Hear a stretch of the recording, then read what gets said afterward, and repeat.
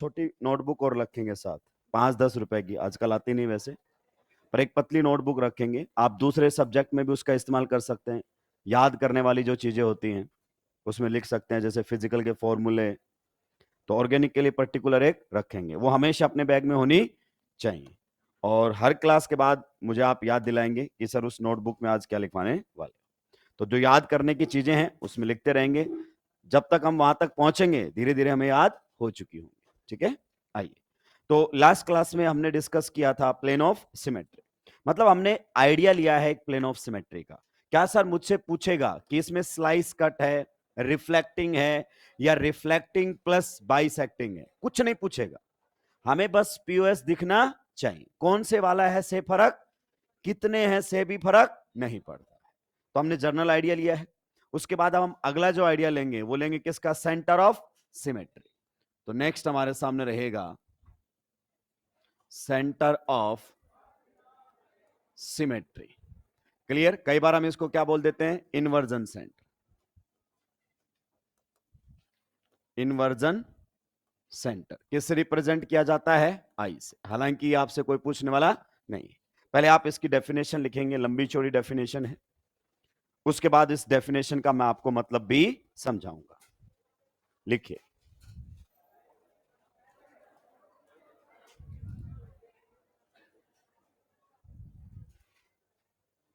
a molecule is said to have a center of symmetry, COS लिख देना in short ना। a molecule is said to a molecule is said to have a center of symmetry, a center of symmetry. If a line is drawn, if a line is drawn, if a line is drawn from any atom to a point, from any atom to a point, from any atom to a point, comma, called the inversion point, called the inversion point, inversion point या फिर centre of symmetry, इसी को ही कहेंगे हम बाद में। ठीक है, inversion, called the inversion point, comma, and extended in the same direction, and extended in the same direction, and extended in the same direction. Same atom is encountered, same atom is encountered, इसी में continue है, same atom is encountered after same distance, after same distance from the point, after same distance from the point. Clear? Full stop. अगली line से लिखेंगे, a center of symmetry is said to be present, a center of symmetry, a center of symmetry is said to be present in a molecule, a center of symmetry is said to be present in a molecule in which in which in which any atom with coordinates, any atom with coordinates, any atom with coordinates, any atom with coordinates x, comma y, comma z has same corresponding atom, has same corresponding atom with the coordinates, has same corresponding atom with the coordinates minus x, comma minus y, comma minus z, with the center of inversion, with the center of inversion, with the center of inversion, with the center of inversion at the origin of the coordinates, at the origin of the coordinates, at the origin of the coordinates, at the origin of the coordinates. मैं समझाऊंगा सारी बातें. अगला point लिखो इसमें अगली line से. A molecule has only single COS. A molecule has only single COS. एक मॉलिक्यूल के अंदर सेंटर ऑफ सिमेट्री कितना होता है? एक. सेंटर हमेशा एक ही होता है. अर्थ का कितना सेंटर है? एक. एक स्फीयर में कितना सेंटर होता है? एक. तो प्लेन ऑफ सिमेट्री एक से ज्यादा हो सकते हैं, पर सेंटर ऑफ सिमेट्री एक से ज्यादा नहीं हो सकते. दूसरी पॉइंट, ये आपके सेंटर ऑफ मास की तरह नहीं है कि आउटसाइड द बॉडी लाई कर सकता है. ये हमेशा मॉलिक्यूल के अंदर ही होगा. अगला पॉइंट लिख दो. COS always lie inside the molecule. COS always lie inside the molecule. COS always lie inside the molecule. आइए दोस्तों, अब आप समझेंगे ध्यान से. ये जो लैंग्वेज लिखवाई गई है ना, ये लैंग्वेज बहुत ही ज्यादा जरूरी है. लैंग्वेज का ऑथेंटिक होना बहुत जरूरी. रीजन बीइंग, स्टेटमेंट का दौर है. डेफिनेशन में आ जाए सेंटर ऑफ सिमेट्री, तो बच्चा पहचानना तो जानता है कि इसमें COS है या, लेकिन उसको लैंग्वेज में नहीं मालूम होता, साफ करके चला जाता है. क्लियर? तो लैंग्वेज बहुत ज्यादा जरूरी है. आपको धीरे धीरे ये लैंग्वेज जो है वो समझ में आने लगेगी. ये क्या है दोस्तों? सर्कल. आप सब जानते हैं सर्कल के अंदर क्या होता है? एक सेंटर. ये हमारे सामने एक सेंटर बना. क्या बना दिया है? सेंटर. अब देखो उस डेफिनेशन में क्या कहा गया है. डेफिनेशन की पहली लाइनें आप पढ़ के बताएं मुझे, क्या कह रहा है पहली लाइन. बिल्कुल जोर जोर से पढ़ के बताएं.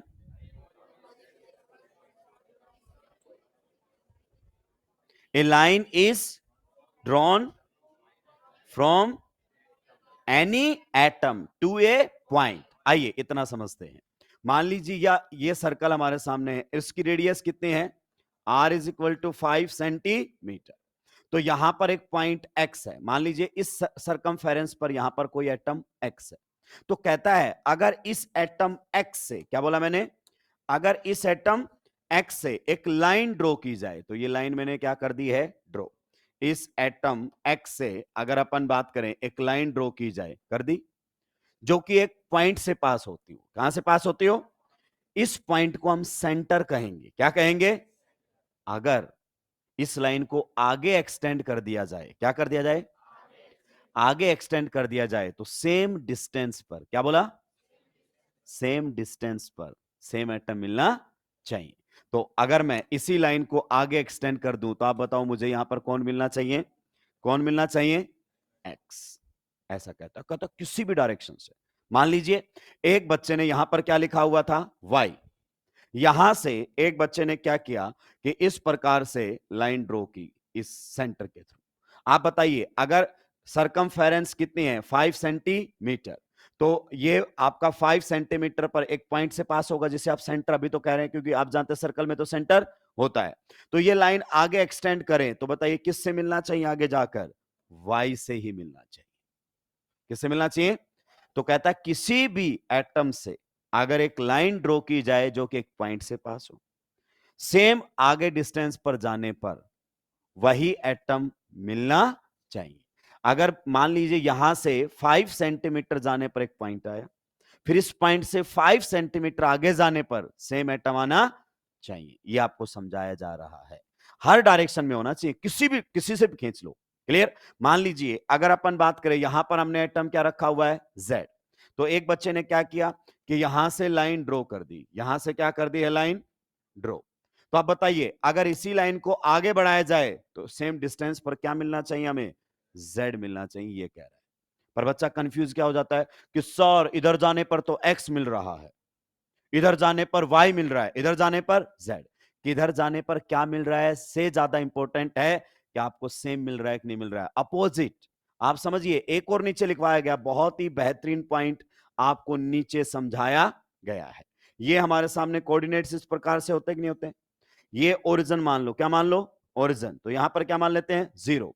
मान लीजिए अगर इधर इस सेंटर से यहां पर x डिस्टेंस पर, या अपन डिस्टेंस को बोल देते हैं कि -5 सेंटीमीटर पर कौन सा एटम है, एक्स, तो यहां से 5 सेंटीमीटर पर भी कौन सा एटम होना चाहिए, एक्स। ये देखो, इससे इधर और इससे उधर सेम एटम होना। मान लीजिए अगर यहां से y डिस्टेंस पर, कितनी डिस्टेंस पर, 5 सेंटीमीटर पर मान लेते हैं, क्या मिलता है, y, तो यहां पर +5 पर मिला है, तो नीचे -5 पर भी आपको क्या मिलना चाहिए, y मिलना चाहिए। ये होता है सेंटर। आप देखो, अगर इस प्रकार से बनाओगे तो ये आपके सामने एक सर्कल वाला मामला दोबारा से बन गया कि नहीं बन गया। इधर से लाइन ड्रॉ की, इधर x मिला तो उधर भी x, यानी कि x के अपोजिट x होना चाहिए, y के अपोजिट और z के अपोजिट, इसे कहते हैं सेंटर ऑफ सिमेट्री। मान लीजिए अगर आपने कोई भी एक ऐसी डायरेक्शन ढूंढ ली है, समझते जाइएगा, मान लीजिए आपने कोई भी एक ऐसी डायरेक्शन ढूंढ ली है। अगर मैं बात करूं यहां पर तो क्या मिला मुझे, x, और इसी लाइन को जब मैंने आगे बढ़ाया, क्या क्या मैंने, इसी लाइन को जब मैंने आगे बढ़ाया यहां सेंटर से, और यहां जाने पर मुझे क्या मिल रहा है बताइए, y। तो आप बताइए क्या आप इसको सेंटर का नाम देंगे, बताइए। इस x से इतना डिस्टेंस पर मुझे ये मिल रहा है, तो इतनी आगे जाने पर क्या मिलना चाहिए था, x, ना कि y। अगर कोई एक भी डायरेक्शन आपने ऐसी ढूंढ ली, एक सिंगल डायरेक्शन भी ऐसी ढूंढ ली जहां पर अपोजिट एटम सेम नहीं है, तो वहां सेंटर ऑफ सिमेट्री नहीं होगा। तो इस पर्टिकुलर मॉलिक्यूल में अगर कोई मुझसे बात करे, इसमें COS नहीं है, लेकिन इस वाले मॉलिक्यूल के अंदर COS मौजूद है। सर ये तो ठीक है, और इंपॉर्टेंट पॉइंट बताइए। आइए, ये बिल्कुल सही बात है, बेसिक एग्जांपल्स थे। अब आते हैं केमिस्ट्री के अंदर, आपको समझने का मौका मिलेगा। आइए बात करूं मैं कुछ पर्टिकुलर एग्जांपल का, जैसे ये हमारे सामने है, यहां पर लगा हुआ है H, यहां पर लगा हुआ है F, यहां पर हमारे सामने लगा हुआ है H, यहां पर हमारे सामने लगा हुआ है F। दोस्तों पहले बताओ, इस डबल बॉन्ड का कॉन्फ़िगरेशन क्या है, सिस कॉन्फ़िगरेशन है या ट्रांस? बिल्कुल सही आपने जवाब दिया है, इसका है ट्रांस कॉन्फ़िगरेशन। कौन सा कॉन्फ़िगरेशन है, ट्रांस कॉन्फ़िगरेशन। और हम इसमें ढूंढना चाहते हैं सेंटर ऑफ सिमेट्री। तो आप बताओ, सेंटर कहीं बीच में होगा मॉलिक्यूल के? टोटल एटम कितने हैं इसमें, टोटल एटम कितने हैं, 6 है कि नहीं है, तो कहीं बीच में होगा। तो कहीं बीच में यहां मान लेता हूं मैं, क्या है, सेंटर। अब देखो, अगर इस सेंटर से मैं इधर जाऊंगा तो मुझे कौन मिल रहा है, कार्बन। सेम डिस्टेंस पर अपोजिट जाने पर क्या मिलना चाहिए, कार्बन के अपोजिट कार्बन। मामला सही है। नेक्स्ट, आप ध्यान से सुनते हुए जाएंगे भाई लोगों, एकदम बढ़िया तरीके से अपन यहां पर बात करेंगे। अगर मैं इस प्रकार से यहां जाता हूं, बताओ कौन मिल रहा है। अगर मैं इधर गया और इसी लाइन को आगे एक्सटेंड करूं तो भी कौन है, तो फ्लोरीन के ऑपोजिट। मामला सेट है। यानी कि अगर मैं यहां से एक लाइन ड्रॉ करना शुरू करूं तो पहले ये एक पॉइंट से निकली, फिर आगे सेम एटम से पास ऑन हो गई। इसी प्रकार से अगर मैं इस प्रकार से लाइन ड्रॉ करूं तो बताओ, सेम एटम के थ्रू जा रहा है, मतलब हर एटम के अपोजिट सेम एटम है। कार्बन के अपोजिट, हाइड्रोजन के अपोजिट, फ्लोरीन के अपोजिट, तो इस मॉलिक्यूल में सेंटर ऑफ सिमेट्री है। तो अगर कोई पूछे क्या इस मॉलिक्यूल के अंदर सेंटर ऑफ सिमेट्री है, तो जवाब है जी हां, इस मॉलिक्यूल के अंदर सेंटर ऑफ सिमेट्री है। दोस्तों एक बात बताऊं, जो हम जीआई में बात कर रहे थे, इन चीजों को कनेक्ट करना बहुत काम की चीजें हैं। ये जिन मॉलिक्यूल्स में सेंटर ऑफ सिमेट्री होता है ना, वो मॉलिक्यूल ज्यादा सिमेट्रिक होते हैं। क्या होते हैं, उनमें सिमेट्री ज्यादा होती है। और आप जानते हैं मेल्टिंग पॉइंट किस पर डिपेंड करता है, सिमेट्री पर। और ट्रांस में क्या मिला है, सेंटर ऑफ, इसका मतलब ट्रांस वाले मॉलिक्यूल की सिमेट्री गजब की है, इसलिए ट्रांस का मेल्टिंग पॉइंट ज्यादा होता है।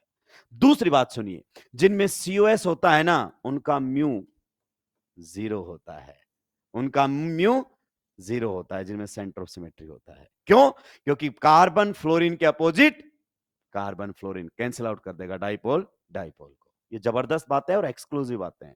नेक्स्ट, आइए इस वाले मॉलिक्यूल के ऊपर बात करते हैं। इस वाले मॉलिक्यूल के ऊपर यहां पर अगर अपन बात करना चाहें H है, यहां पर अगर अपन बात करना चाहें F है, यहां पर हमारे सामने F है, और यहां पर हमारे सामने H है।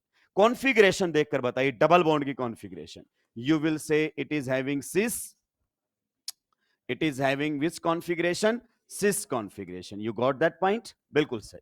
अब आइए इसमें सेंटर ऑफ सिमेट्री ढूंढने की कोशिश करते हैं। तो सेंटर कहीं ना कहीं बीच में होगा। अब भाई मैं यहां से सेंटर ढूंढने लग रहा हूं तो फिर तो दिमाग से पैदल वाली बात हो गई। तो टोटल 6 एटम है तो बीच में कहीं होगा।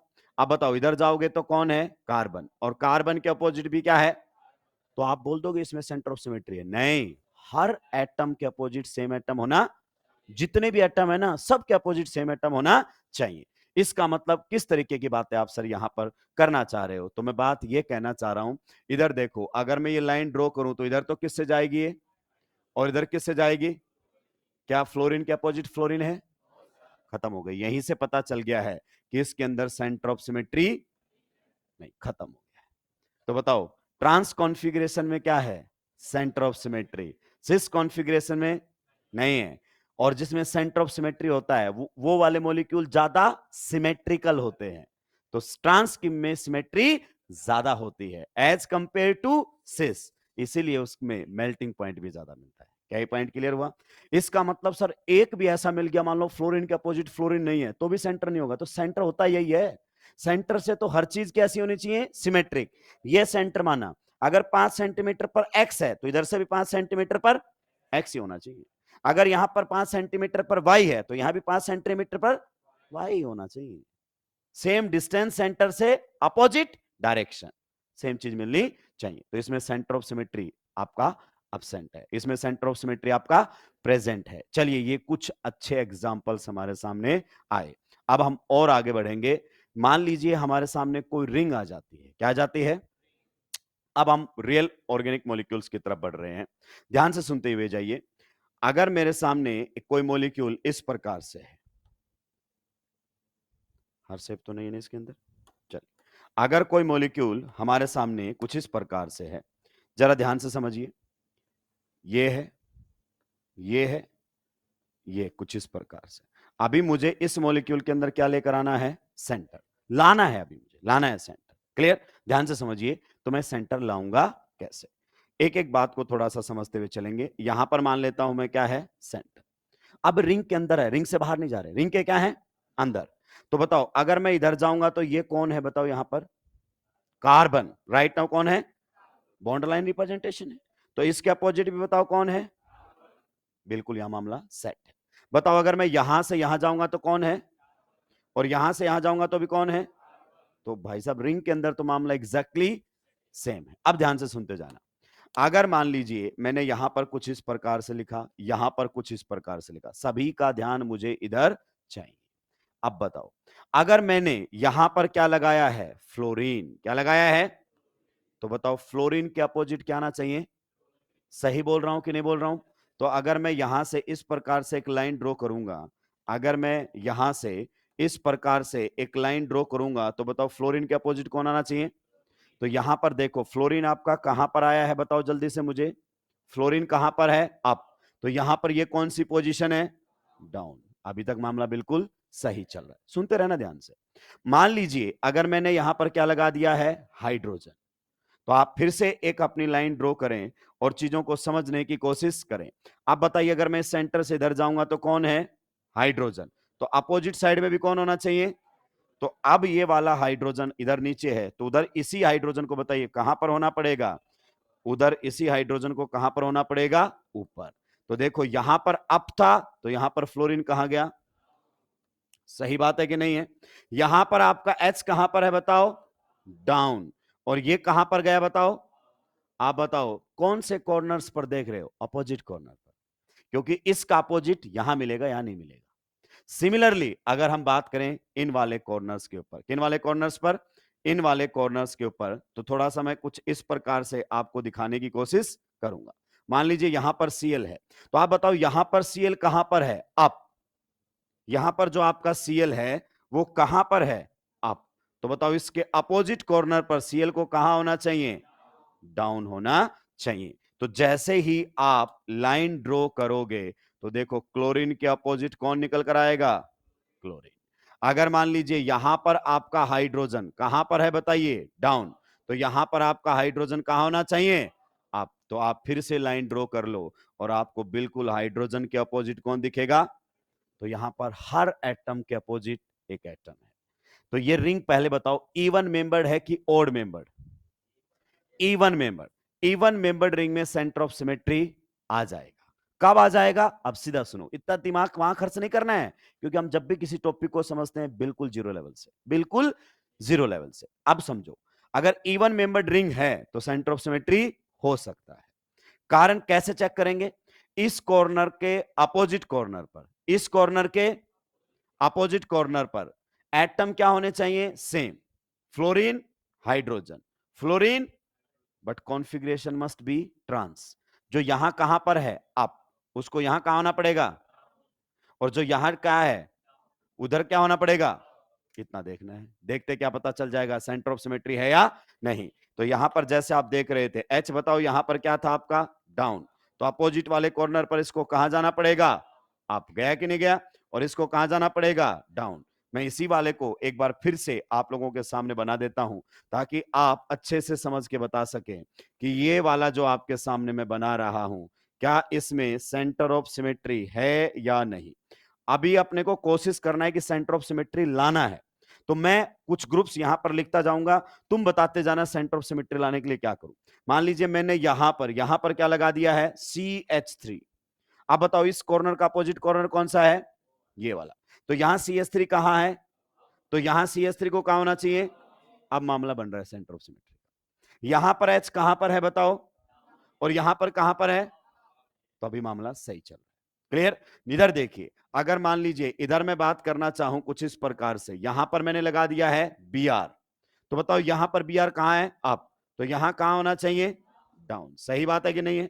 अगर यहां पर आपका हाइड्रोजन कहां पर है? डाउन। तो यहां पर आपका हाइड्रोजन कहां होना चाहिए? अप। तो इस मॉलिक्यूल के अंदर क्या है? सेंटर ऑफ, ये मॉलिक्यूल कायरल है या अकायरल? अकायरल। इस मॉलिक्यूल की मिरर इमेज सुपर इंपोजेबल या non superimposable? Superimposable. तो हमें इंपोज नहीं करना है, हमें मिरर इमेज बनानी नहीं, हम तो यहीं से जवाब दे देंगे। सिमिलरली ये मॉलिक्यूल भी कैसा था? अकायरल, क्योंकि इस मॉलिक्यूल के अंदर भी कौन था? Centre of symmetry. क्या ये पॉइंट क्लियर हुआ? चलिए एक और एग्जांपल, अभी आप समझते जाए ना एकदम बढ़िया तरीके से, कहीं रटने की जरूरत नहीं है। फिर से हमारे सामने कुछ इस प्रकार से आ रहा है, फिर से हमारे सामने कुछ इस प्रकार से आ रहा है, ध्यान से सुनते हुए जाएंगे। ये हमारे सामने कुछ इस प्रकार से दिया हुआ है। इधर देखो, यहां पर अगर अपन बात करें, ये मैंने बना दिया है, यहां पर मैंने ये बना दिया है। अब आप ध्यान रखना, अपोजिट कॉर्नर पर देखना हमेशा। कहां देखना बच्चे? अपोजिट कॉर्नर के ऊपर आपको हमेशा देखना है। इसको थोड़ा समझाने के लिए मैं ऐसे बना रहा हूं, ताकि आपको अप डाउन थोड़ा सा ठीक से दिखाई दे सके। क्लियर? ये हमारे सामने है। अब देखिए ध्यान से, मान लीजिए मैंने यहां पर क्या लगाया है? CH3। तो बताओ इसके अपोजिट यहां क्या होना चाहिए? CH3। तो अभी तक तो मामला बिल्कुल क्या चल रहा है? सेम। अब मैंने यहां पर क्या लगा दिया है? H। यहां पर क्या लगा दिया है? H। अभी तक तो मामला सही है, इन अपोजिट कॉर्नर पर एटम या ग्रुप सेम है और ट्रांस कॉन्फ़िगरेशन में भी है। इधर मैंने क्या लगा दिया है? Br। तो बताओ यहां Br कहां पर है? अप। तो यहां Br क्या होना चाहिए? लेकिन यहां मैंने लगा दिया है Cl। अब बताओ सेंटर होगा? नहीं होगा। अगर एक भी एटम के अपोजिट सेम एटम नहीं है तो सेंटर, अब आपको साफ पता चल रहा है Br के अपोजिट कौन है? क्लोरीन। तो इसमें सेंटर नहीं है। अब आप कुछ भी कर लो, कोई फर्क पड़ने वाला नहीं है। यहां पर H, यहां पर H। अब आप बिल्कुल यहां पर दलील दे सकते हो, देखो सर H के अपोजिट H, CH3 के अपोजिट CH3, H के अपोजिट, लेकिन मैं बोल रहा हूं Br के अपोजिट सेम एटम कहां है? अगर मैंने दोस्तों ध्यान से सुनिएगा, अगर मैंने इस प्रकार से एक लाइन ड्रॉ की, तो क्या ये लाइन सेम एटम्स को जाके टच कर रही है? यहां पर ब्रोमीन और यहां पर, इसका मतलब इस मॉलिक्यूल के अंदर सेंटर ऑफ सिमेट्री नहीं है। ये मतलब होता है सेंटर ऑफ सिमेट्री का, कि हर एक एटम के अपोजिट सेम एटम होना। अगर एक भी ऐसा एटम है जिसके अपोजिट सेम एटम, तो सेंटर ऑफ सिमेट्री नहीं हो सकता। जब तक इसका रियल मतलब समझ में नहीं आएगा ना दोस्तों, तब तक बातें नहीं होंगी। और मैं आपके सामने कोई डायग्राम नहीं बनाना चाहता, 3D के मॉडल्स नहीं दिखाना चाहता। रीजन बीइंग आपको विजुलाइज करना पड़ेगा, पेपर में तो 2D में ही लिखा होता है। ठीक है, तो जल्दी से ये वाले आप एग्जांपल्स नोट डाउन करेंगे यहां से। केवल पहला एग्जांपल, ये दोनों एग्जांपल नोट डाउन करेंगे, फिर रुकेंगे। सिस ट्रांस वाले ही पहले नोट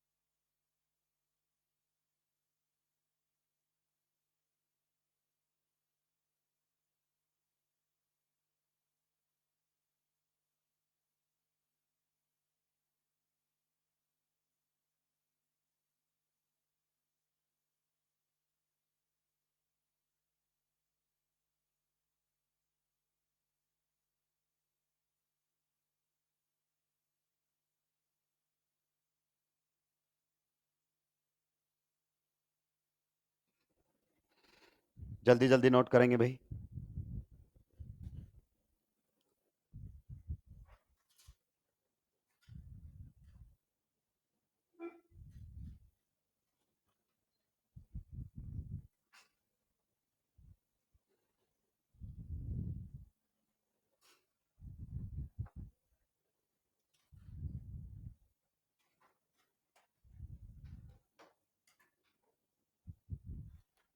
ये क्या है, शुगर है क्या? कौन लाया इतनी शुगर? शुगर मीठा जहर है, अपनी डाइट से अवॉइड कीजिए। वाइट पॉइजन बोलते हैं इसको। थोड़ी हेल्थ कॉन्शियस बातें भी हो गई ना। जल्दी जल्दी लिखेंगे दोस्तों। ये लाइनें नहीं भी बनाओगे तो भी चलेगा।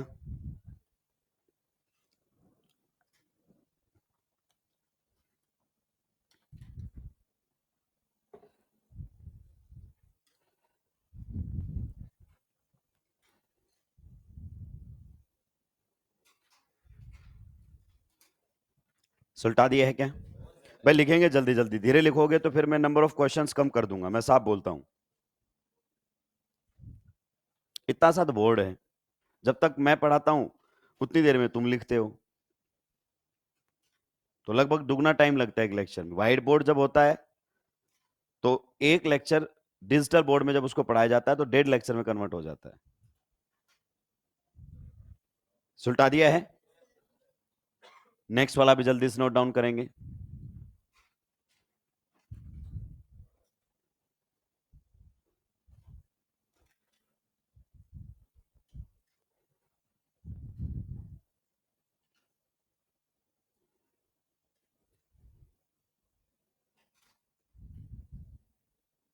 कर लिया है नोट डाउन?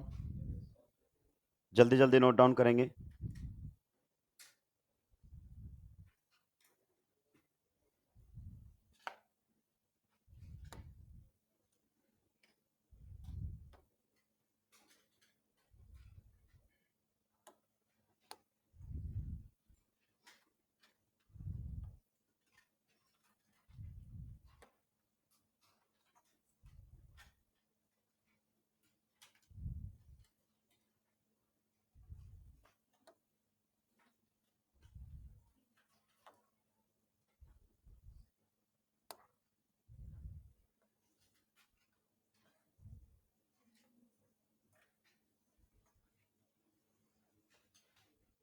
आपको बताना है इसमें सेंटर ऑफ सिमेट्री है कि नहीं है।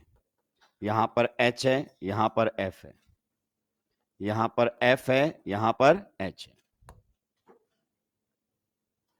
यहां पर Cl है, यहां पर Br है, यहां पर आपका Br है और यहां पर आपका Cl है, यहां पर CH3 है, यहां पर H है।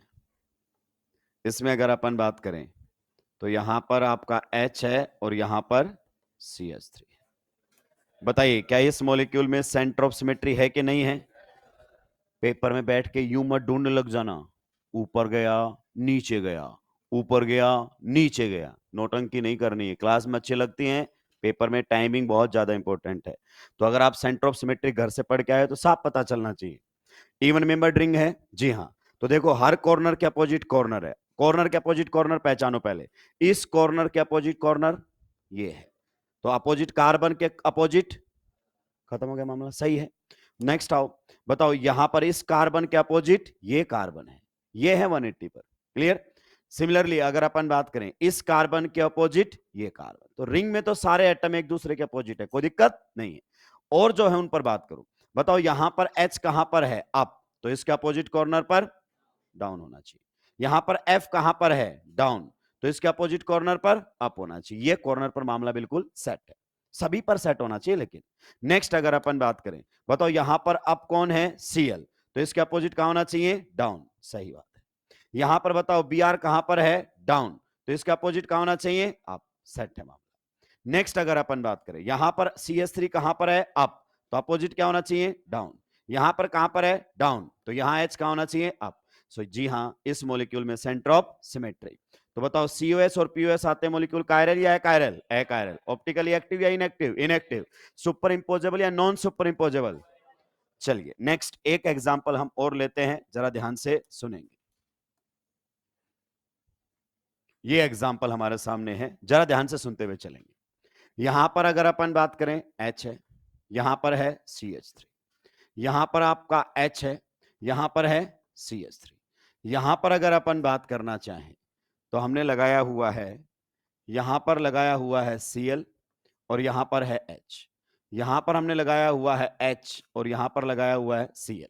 आप बता दीजिए जल्दी से, उसमें सेंटर ऑफ सिमेट्री है या नहीं है? कैसे पहचाना?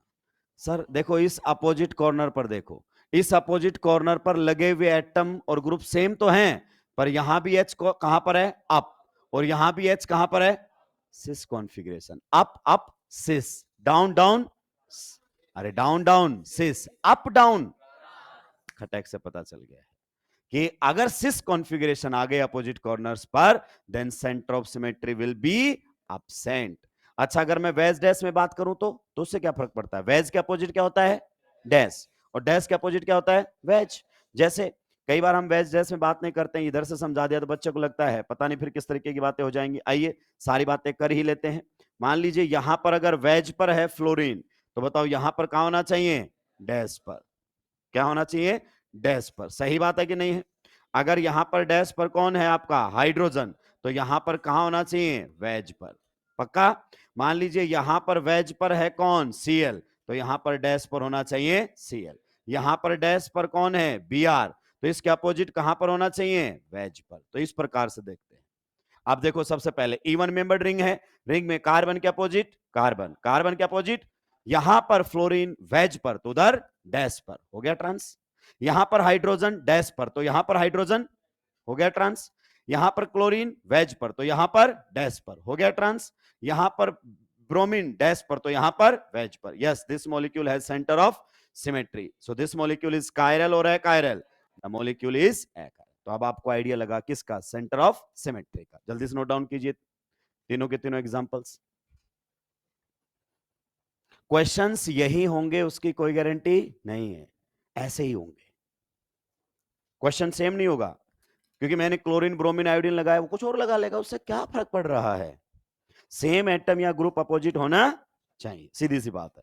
हर कॉर्नर के अपोजिट होना चाहिए। ऐसा एक भी कॉर्नर ऐसा ढूंढ लिया जहां सेम एटम के अपोजिट सेम एटम नहीं है, COS गायब हो जाएगा।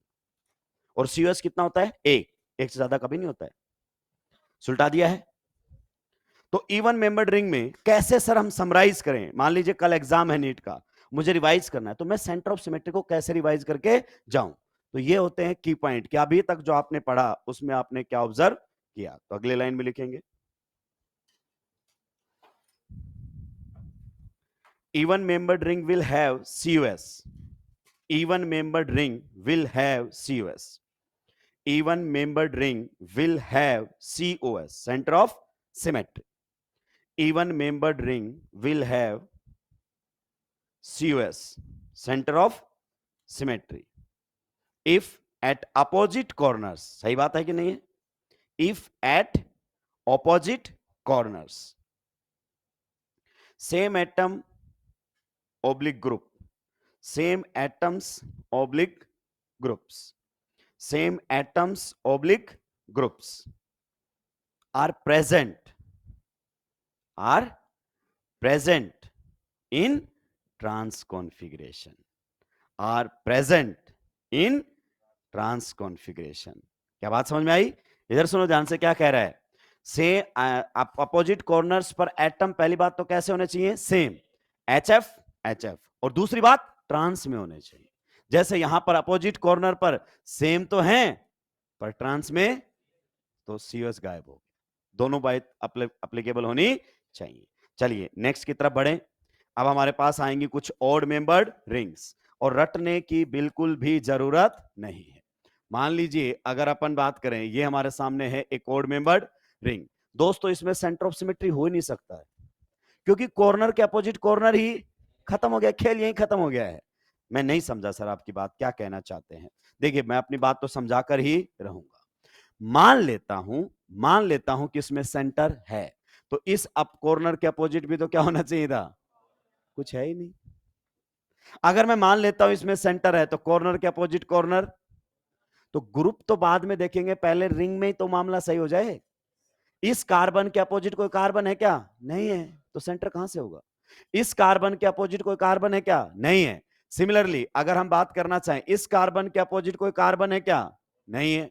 सिमिलरली इस कार्बन के अपोजिट कोई कार्बन है क्या, तो रिंग में ही नहीं हो रहा। भाई तुमने ध्यान नहीं दिया, इधर देखो, हमने पहले रिंग में ही चेक किया, इस कार्बन के अपोजिट ये रहा सेम एटम, इस कार्बन के अपोजिट ये रहा सेम, इसलिए इवन मेंबर से शुरुआत किया है। तो ओड मेंबर का तो सर खेल ही खत्म हो गया। क्या ओड मेंबर में कभी सेंटर हुई, क्योंकि अपोजिट तो कुछ होता ही नहीं है।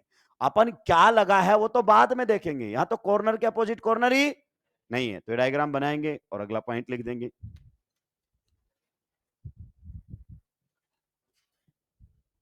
जल्दी से बनाएंगे, ग्रुप लगाने की कोई आवश्यकता नहीं है। COS इसके अंदर तो है नहीं, लिख दीजिए। In odd membered rings, in odd membered rings COS always absent. In odd membered rings COS always absent. In odd membered rings COS always absent. odd membered rings के अंदर सेंटर ऑफ सिमेट्री हमेशा absent होता है। खेल खत्म। Clear. अब देखो आपके सामने ऐसा क्वेश्चन आ रहा है, ऐसा क्वेश्चन आ रहा है और आपसे पूछा जा रहा है कि बताइए इसमें सेंटर ऑफ सिमेट्री है या, यहां पर CH3, यहां पर H, इधर लगा दिया गया है CH3, इधर H, इधर लगा दिया गया है Br और इधर लगा दिया गया है Cl, और इसमें पूछा जा रहा है सेंटर ऑफ सिमेट्री है या नहीं, और हम ढूंढ भी रहे हैं। तो हम दिमाग से पैदल हैं, क्योंकि रिंग कैसी है, ऑड मेंबर। अरे मेरे भाई आप ये सोचो, इसमें तो इसके अपोजिट ही कुछ, CH3 के अपोजिट बाद में देखोगे, पहले कार्बन के अपोजिट कार्बन तो होना, इस एटम के अपोजिट तो कोई होना वो ही नहीं है। तो जाहिर सी बात है ऑड मेंबर्ड रिंग देखते क्रॉस मारो, सेंटर ऑफ सिमेट्री होगा ही, दिमाग खराब करने की जरूरत ही नहीं है। तो ये हमारे सामने था सेंटर ऑफ सिमेट्री। तो हमने कुछ सिमेट्री एलिमेंट्स को जाना, ठीक है। इनके बेसिस पर हम ऑप्टिकली एक्टिविटी इनएक्टिविटी पर कमेंट कर सकते हैं। हम उन क्वेश्चंस पर लौटेंगे थोड़ी देर बाद। मैं कुछ इंपॉर्टेंट टॉपिक पहले कवर कर लेता हूं, फिर हमारे पास वो क्वेश्चंस भी आएंगे, कौन ऑप्टिकली एक्टिव है कौन इनएक्टिव है। सीक्वेंसिंग थोड़ी अलग रहेगी, क्योंकि नीट में जो ऑप्टिकल आइसोमेरिज्म है उसमें जितना हम मेहनत करते उतनी जरूरत पड़ती ही खटक से आंसर्स आते हैं, पर हम POS COS में सारा दिमाग खराब कर लेते हैं, जहां जरूरत भी नहीं होती क्वेश्चंस में, जहां क्वेश्चंस में जरूरत भी नहीं होती है, अननेसेसरी हम वहां पर POS COS थोप देते हैं बच्चे पर, देख POS देख COS यूं काट, जरूरत ही नहीं है, काटने की जरूरत ही, बिना पेन चलाए आंसर हवा में आते हैं नीट में जितने भी क्वेश्चंस आए उनके। पर हमें तो POS COS थोपना है बच्चे के ऊपर, जेई वालों को कॉपी कर रहे हैं ना हम, तो पढ़ाना पड़ रहा है। तो अपन अब आगे बढ़ेंगे नेक्स्ट टॉपिक की तरफ, फिर वापस लौटेंगे क्वेश्चंस की तरफ। नेक्स्ट जबरदस्त है, नीट के सिलेबस में क्वेश्चन बन जाएगा यहां से, कायरलिटी सेंटर, कायरलिटी सेंटर, या फिर इसको कई बार हम बोल देते हैं एसिमेट्रिक सेंटर, एसिमेट्रिक सेंटर। बच्चा कायरलिटी सेंटर तो ध्यान रख लेता है, पर एसिमेट्रिक सेंटर ध्यान नहीं रखता है। जब क्वेश्चन उसके सामने आता है identify the number of asymmetric centre, तो ब्लैंक हो जाता है कि पूछ क्या रहा है। अगर क्वेश्चन पूछता है find out the number of chirality centre, तो खटक से आंसर बता देता है। तो कायरलिटी सेंटर बोल दो या एसिमेट्रिक सेंटर बोल दो, एक ही बात। आप बात समझिए, सेंटर की बात हो रही है, किसकी बात हो रही है, सेंटर का मतलब एक सिंगल एटम की कहानी हो रही है, मॉलिक्यूल की कहानी नहीं है। धीरे धीरे इसके ऊपर हम आएंगे। चलिए ध्यान से लिखेंगे, पहला पॉइंट इसके अंदर इसकी डेफिनेशन, पहला पॉइंट इसकी definition, a tetrahedral atom, a tetrahedral atom, a tetrahedral atom, tetrahedral क्या होता है, जो चार बॉन्ड बनाए, ठीक है। A tetrahedral atom attached to 4 different atoms और groups, a tetrahedral atom attached to 4 different atoms or groups, A tetrahedral atom attached to 4 different atoms or groups is known as chirality oblique asymmetric center. Is known as chirality oblique asymmetric center. कोई भी ऐसा tetrahedral atom जो 4 different atom या group से जुड़ा हुआ है उसे हम क्या कह देते हैं? Chirality centre. अगला पॉइंट लिखेंगे इसके अंदर, chirality centre is sp3 hybridised. Tetrahedral होना है तो फिर sp3 तो होना ही पड़ेगा। टेट्राहेड्रल कैसे होते हैं? sp3। Chirality centre is sp3 hybridised. Chirality centre is sp3 hybridised. अगर sp2 है, sp है, तो वो कायरलिटी सेंटर नहीं हो सकता क्योंकि वो 4 से जुड़ा ही नहीं होगा। Next point, if chirality centre is carbon, centre का मतलब एटम से है इसका, किसका मतलब से है? एटम से। If chirality centre is carbon, if chirality center is carbon, then it is known as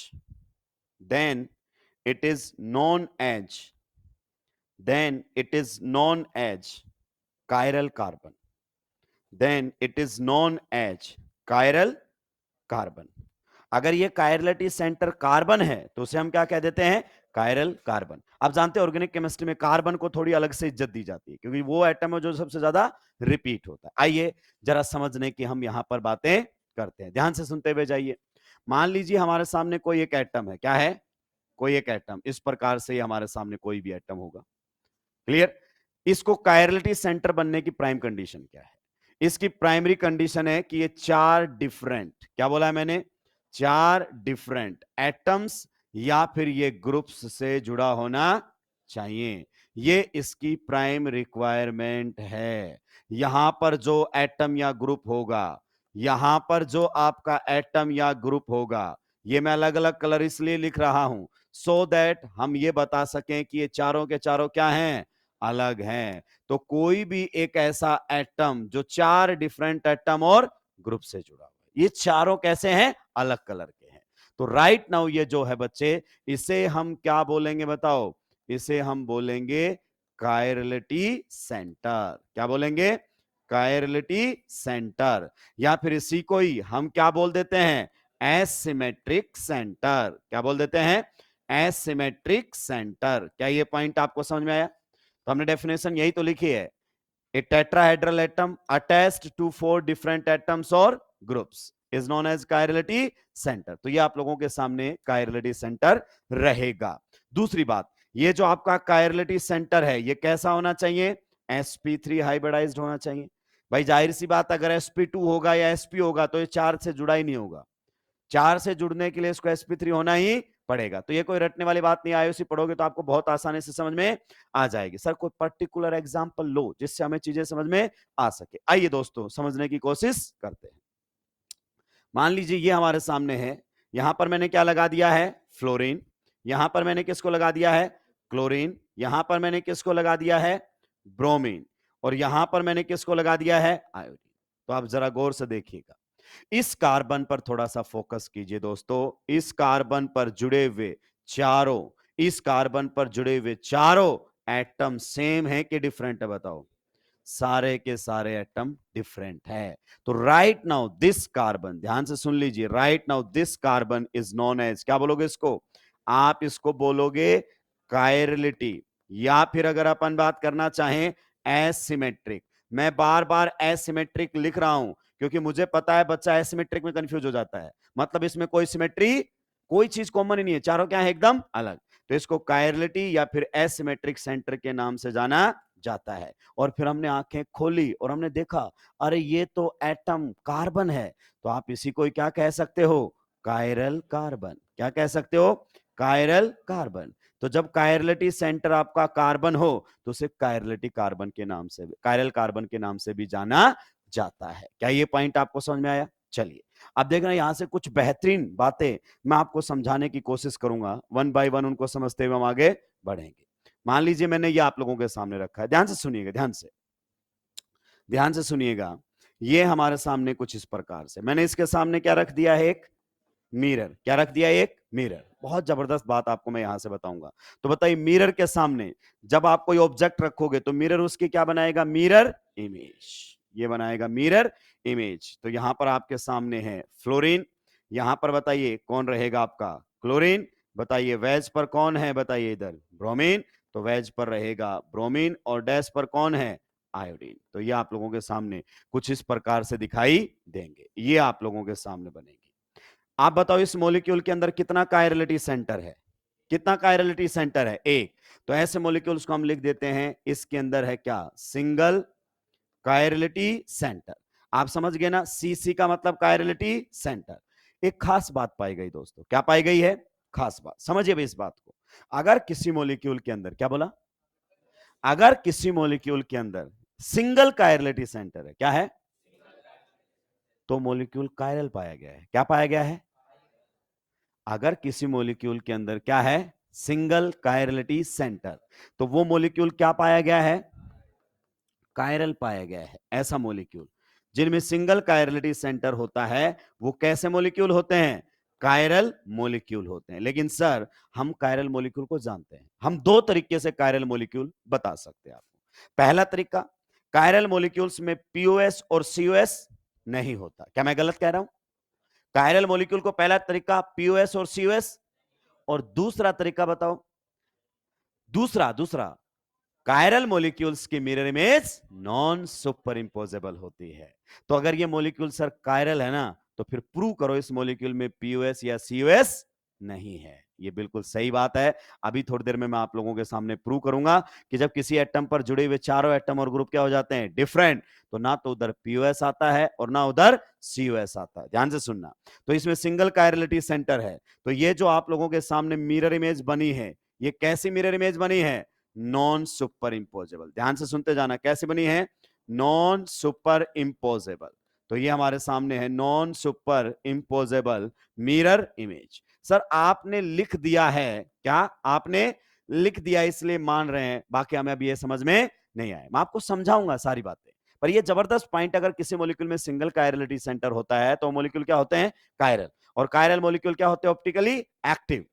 तो मोस्ट ऑफ द क्वेश्चन जो आज तक पूछे गए हैं उनमें सिंगल कायरलिटी सेंटर होता है। पीओएस की जरूरत नहीं पड़ती, सीओएस की जरूरत नहीं पड़ती, पर हम फालतू में चीजों को इंट्रोड्यूस करते रहते हैं। आइए अब हम समझने की कोशिश करते हैं वन बाय वन। ध्यान से सुनते हुए जाना। सबसे पहले हमारे सामने एक मॉलिक्यूल है, यहां पर कौन लगा हुआ है? हाइड्रोजन। यहां पर भी कौन लगा हुआ है? हाइड्रोजन। यहां पर भी कौन लगा हुआ है? हाइड्रोजन। और यहां पर भी कौन है? हाइड्रोजन। क्या ये कार्बन एक कायरलिटी सेंटर है? चारों सेम है, कोई दो भी सेम हो जाए तो कायरलिटी सेंटर नहीं हो सकता। तो ये कायरलिटी सेंटर नहीं है। मैं आपको बताता हूं कि इस मॉलिक्यूल के अंदर सेंटर ऑफ सिमेट्री तो नहीं है, पर इस मॉलिक्यूल के अंदर प्लेन ऑफ सिमेट्री है। सर ये बात आप प्रूव कर सकते हैं क्या? समझाऊंगा भाई, रटने की बातें यहां पर होंगी ही नहीं। चलिए वन बाय वन हम चीजों को समझने की कोशिश करते हैं कि किस प्रकार की बातें यहां पर की जा सकती है, किस प्रकार की बातें यहां पर की जा सकती हैं। बताओ, चारों के चारों एटम क्या हैं? सेम। चारों के चारों एटम क्या हैं? सेम। आप ध्यान से सुनते हुए जाएंगे। ये हमारे सामने है मॉलिक्यूल। क्या है? मॉलिक्यूल। ये हमारे सामने। तो पहला प्रूव करो सर, इसमें आपने लिख दिया धड़ाले से नो सेंटर ऑफ सिमेट्री। कुछ समझाया ही नहीं। टेट्राहेड्रल ज्योमेट्री में सेंटर ऑफ सिमेट्री नहीं होता है। ये देखो, सेंटर कहां मानोगे? अगर मानना पड़ा तो भी कार्बन। इस कार्बन से ऊपर जाओगे तो कौन है? Red atom, hydrogen. पर इस रेड एटम के अपोजिट कोई है क्या? गायब हो गया सेंटर ऑफ सिमेट्री, गायब। टेट्राहेड्रल ज्योमेट्री में सेंटर ऑफ सिमेट्री होता ही। एक मिनट सर, फिर से समझाओ। ये वाला रेड मैंने पकड़ा है, पकड़ लिया है। तो इस सेंटर से मैं इधर आया तो क्या है? रेड। तो इस रेड के अपोजिट भी क्या होना चाहिए? लेकिन इसके तो अपोजिट कुछ है ही। खत्म हो गया खेल। इधर से देखो, अगर ये वाले रेड को पकड़ूं तो इसके अपोजिट कुछ है क्या? तो टेट्राहेड्रल ज्योमेट्री में किसी एटम के अपोजिट कुछ होता ही, तो खत्म, सेंटर ऑफ सिमेट्री तो नहीं है। क्या ये पॉइंट आपको क्लियर हुआ कि टेट्राहेड्रल है तो सेंटर ऑफ सिमेट्री नहीं होगा? अब आते हैं प्लेन ऑफ सिमेट्री। हमें सारे नहीं ढूंढने हैं, बहुत ज्यादा प्लेन, इसमें 6 प्लेन ऑफ सिमेट्री होते हैं, हमें कितना ढूंढना है? मात्र एक। तो मुझे एक बार स्केल दे दीजिए, फिर आपको समझ में आएगा। इस मॉलिक्यूल में प्लेन ऑफ सिमेट्री की बात करें, किसकी बात करें? Plane of symmetry. तो ये मॉलिक्यूल इस प्रकार से है। बताओ, ये हाइड्रोजन आपके लिए वेज, ये हाइड्रोजन आपके लिए सही बात है कि नहीं है? अब ध्यान से सुनना। अगर मैं ये वाला प्लेन सोचूं, कौन से वाला, वर्टिकल, इसमें दो वी होती हैं, ये तो बनी है वेज एंड डैश हॉरिजॉन्टल में, ये सॉलिड वी है जो बनी है वर्टिकल। तो वर्टिकल वाला सोचो, अगर मैं वर्टिकल वाला प्लेन सोचूं तो बताओ मेरा प्लेन कौन कौन से एटम से पास होगा, कार्बन, हाइड्रोजन एंड, ये तीनों कटेंगे प्लेन के रास्ते में है। और जो नहीं कटे वो देखो रेड के सामने, तो आपको ऐसा लगेगा ये आपका स्केल एक मिरर का काम, इसका मतलब इसमें तो प्लेन ऑफ सिमेट्री है। हमें कितना ढूंढना होता है, मात्र एक, इसमें प्लेन ऑफ सिमेट्री आ गया। तो बताइए मॉलिक्यूल कायरल या अकायरल, अकायरल, दोनों में से कोई भी एक आ जाए मॉलिक्यूल विल बी अकायरल। ध्यान से सुनते हुए जाएंगे भाई लोगों। नेक्स्ट अगर अपन बात करें, ये हमारे सामने है, यहां पर है H, यहां पर भी है H, यहां पर हमने क्या रख लिया है बताइए, इधर इधर अपन बदल लेते हैं इधर, ठीक है, यहां पर हमने रख लिया है फ्लोरीन, और यहां पर है हाइड्रोजन, और यहां पर भी है हाइड्रोजन। जरा सोचकर बताओ इसमें प्लेन ऑफ सिमेट्री है कि नहीं है। सबसे पहले एक तो इसमें जवाब दो, कायरलिटी सेंटर कितना था इसमें, 0, कोई नहीं है इसमें chirality centre. Hydrogen chirality centre हो ही नहीं सकते, टेट्राहेड्रल होते ही नहीं है। और इसमें भी कोई भी कायरलिटी सेंटर नहीं है, तो कायरलिटी सेंटर कितना है, 0। अब बताइए क्या इसमें सेंटर ऑफ सिमेट्री होगा, टेट्राहेड्रल में सेंटर ऑफ सिमेट्री तो होता ही, हाइड्रोजन के अपोजिट कोई है ही, फ्लोरीन के अपोजिट कोई है ही, खत्म, टेट्राहेड्रल मतलब सेंटर ऑफ सिमेट्री गायब। आइए प्लेन ऑफ सिमेट्री बताइए, प्लेन।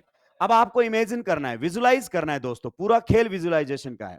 अगर मैं ये वाले एटम, ये वाले एटम और ये वाले एटम के थ्रू प्लेन पास करूं, तो आप बताइए यहां पर वेज पर बाहर की साइड कौन है, हाइड्रोजन, उधर डैश पर कौन है, हाइड्रोजन। तो जो प्लेन जाएगा इन दोनों हाइड्रोजन के बिल्कुल बीच से, और इन तीनों एटम्स को कट करता, तो ये तीनों तो क्या हो जाएंगे, बाइसेक्ट, और ये हाइड्रोजन के सामने हाइड्रोजन।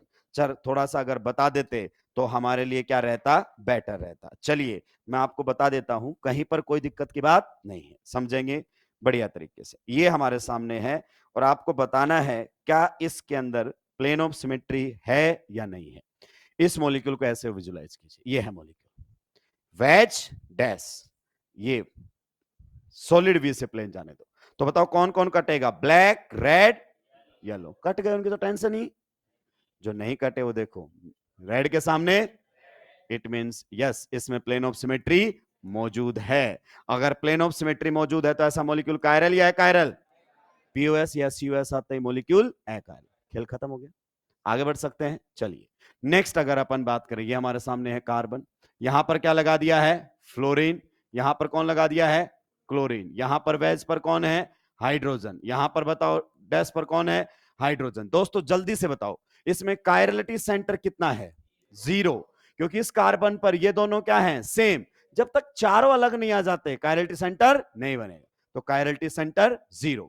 सेंटर ऑफ सिमेट्री इसमें नहीं है, हम देख चुके टेट्राहेड्रल में एटम के अपोजिट एटम होता ही, प्लेन ऑफ सिमेट्री है कि नहीं है। अगर हम बात करना चाहें तो जरा सोच समझ कर बताइए क्या इसमें प्लेन ऑफ सिमेट्री है भी या नहीं है। ये देख लीजिए, ये रहा मॉलिक्यूल आपके सामने, क्लियर। यहां पर बताओ कौन लगा हुआ है, फ्लोरीन यहां पर, और ये कौन है, ये बीच से गया। कौन कौन कटे, ब्लैक, ब्लू, तो जो डिफरेंट थे वो तो कट गए, और जो सेम थे वो एक दूसरे के सामने आ गए। तो बताओ किन किन एटम्स को इस प्लेन ने बाइसेक्ट किया, ब्लैक, ब्लू, येलो को बाइसेक्ट, रिफ्लेक्ट किसको किया, रेड को, रेड के सामने रेड। तो सर इसमें तो प्लेन ऑफ सिमेट्री है, पीओएस आए या सीओएस आए, मॉलिक्यूल अकायरल। तो आपसे पूछता है बताइए this molecule will have superimposable mirror image या non superimposable, superimposable, achiral है, हमें इंपोज करके नहीं दिखाना, हमें तो आंसर देना है सिंपल सा। आइए नेक्स्ट वाले की तरफ चलते हैं दोस्तों। यहां पर आप लोगों के सामने है फ्लोरीन, यहां पर है क्लोरीन, यहां पर अगर अपन बात करना चाहें वेज पर क्या लगा दिया है, ब्रोमीन, और मान लीजिए डैश पर क्या लगा दिया है, आयोडीन। अब बताओ इसमें कायरलिटी सेंटर कितना है, एक कायरलिटी सेंटर। कार्बन पर देखो चारों जुड़े हुए एटम्स एंड ग्रुप्स कैसे हैं दोस्त, एकदम अलग। चारों जुड़े हुए एटम्स और ग्रुप कैसे हैं दोस्त, डिफरेंट। अब आप इसमें प्लेन ऑफ सिमेट्री नहीं पा सकते। पहले सबसे पहले बताओ क्या इसमें सेंटर ऑफ सिमेट्री होगा, वो तो कभी नहीं होता है। क्यों, ये देखो ब्लू के अपोजिट कुछ है ही, पर्पल के अपोजिट कुछ है ही, रेड के अपोजिट कुछ है ही, टेट्राहेड्रल मतलब सेंटर ऑफ सिमेट्री गायब। बाकी बात करो पीओएस की। अब पीओएस की बात करते हैं दोस्तों, ध्यान से सुनना, कट करने की कोशिश करते हैं। ये इस प्रकार से मॉलिक्यूल हमारे सामने, कौन से प्लेन से कट करना चाह रहे हैं हम? वर्टिकल। तो वर्टिकल प्लेन से मैंने कट किया, तो बताओ कौन कौन से एटम बाइसेक्ट होंगे? ब्लैक, ब्लू, रेड, उनकी तो टेंशन नहीं है। पर देखो येलो के सामने पर्पल, क्या ये मिरर का काम करेगा? मतलब ये तो ये कह रहा है कि ब्रोमीन की मिरर इमेज कौन दिख रही है? आयोडीन। मतलब मिरर के सामने आप जाओ, इमेज किसी और की बन जाए, तिलिस्मी मिरर कर सकता है। इसका मतलब ये वाला तो प्लेन ऑफ सिमेट्री, एक प्लेन मिरर का काम करना। एक मिनट सर, फिर हॉरिजॉन्टली काटते हैं। कैसे काटते हैं? हॉरिजॉन्टली। आप बताओ हॉरिजॉन्टल में प्लेन में कौन कौन से एटम्स हैं? Purple, black, yellow. अगर मैं ऐसे काटूंगा तो कौन कौन से एटम कटेंगे? पर्पल, ब्लैक, बाइसेक्ट हो गए। प्लेन बिल्कुल बीच से, ऊपर कैसा है, नीचे कैसा है? क्या ये प्लेन हुआ? क्योंकि जो नहीं कटे वो एक दूसरे की मिरर इमेज, यानी कि जो नहीं कटे वो सेम होने चाहिए, पेयर में होने चाहिए।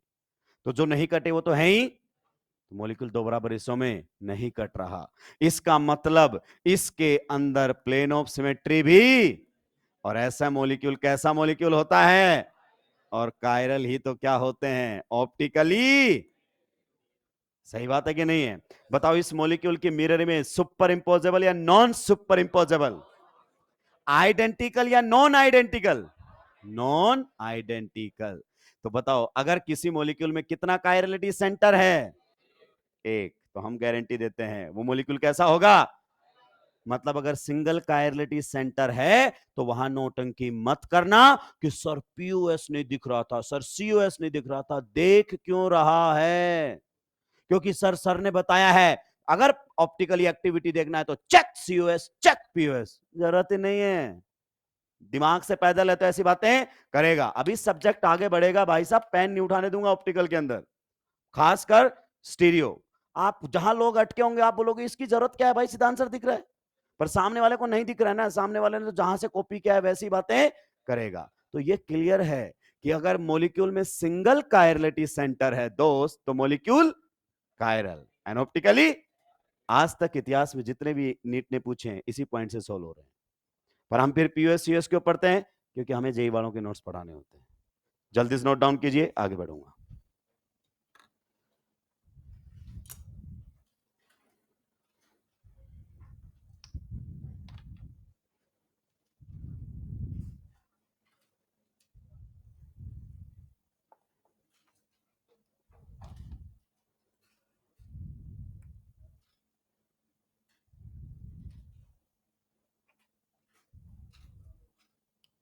जल्दी जल्दी सुलटा देंगे भाई लोगों।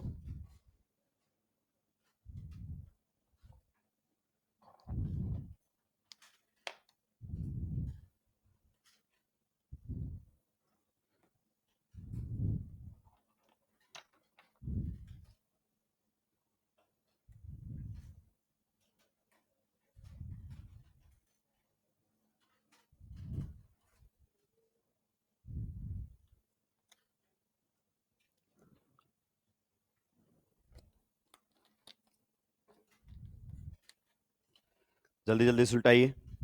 तो कायरलिटी से मतलब बात भेजे में उतरनी चाहिए। जब तक उसका फिजिकल सिग्निफिकेंस नहीं पता होगा तब तक कभी चीजें क्लियर नहीं होंगी। घर वाले आपको ऐसे कहते रहते हैं बाइक धीरे चला, गिर जाएगा, निपट जाएगा।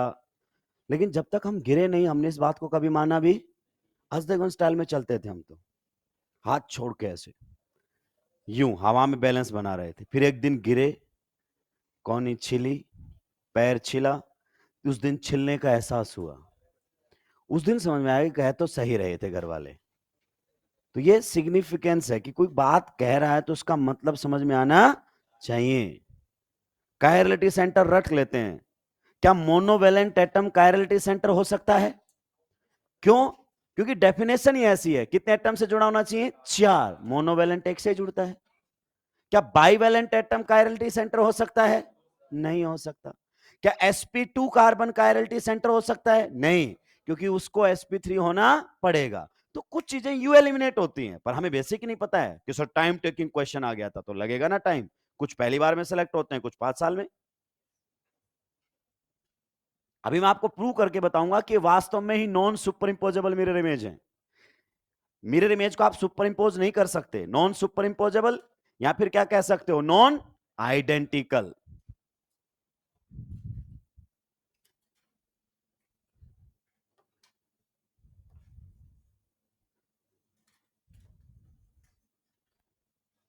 नॉन सुपर इंपोजेबल भी बोल सकते हो, और क्या बोल सकते हो, नॉन आइडेंटिकल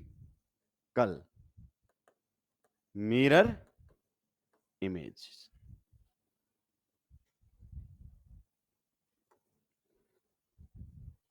यानी कि ये दोनों चीज सेम नहीं है,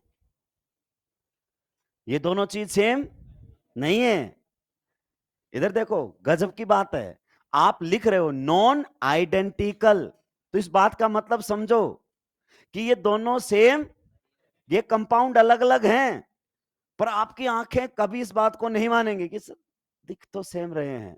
तो भाई अगर मेरे हम ट्विंस होते और दोनों आपके सामने आ जाते तो दिखते तो एक जैसे, पर हम एक हैं नहीं, दो, दिखने में एक जैसे पर चीजें अलग, यही स्टीरियो है, आंखों का धोखा। यहां खुली आंखों से धोखा होगा, ध्यान रखना।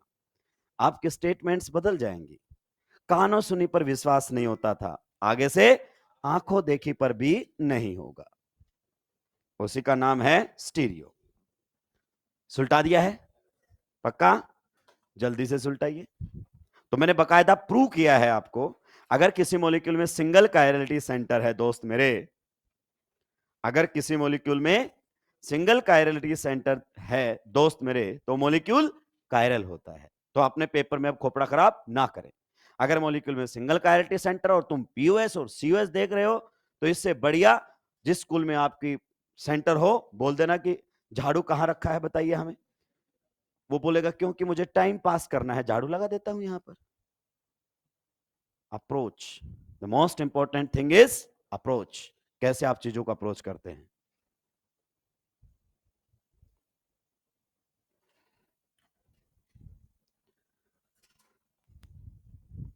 कई बार या मोस्ट ऑफ द केसेस में कायरलिटी सेंटर पर ऐसे स्टार लगा देते हैं, इसका मतलब ये नहीं कि इंपॉर्टेंट है, इंडिकेशन दिया है। क्या दिया है, इंडिकेशन। कायरलिटी सेंटर पर स्टार लगा दिया जाता है, तो इंडिकेट किया जाता है कि ये एटम एक कायरलिटी सेंटर है। सेंटर का मतलब एटम, एटम की बात हो रही है, किसकी बातें हो रही है, एटम की।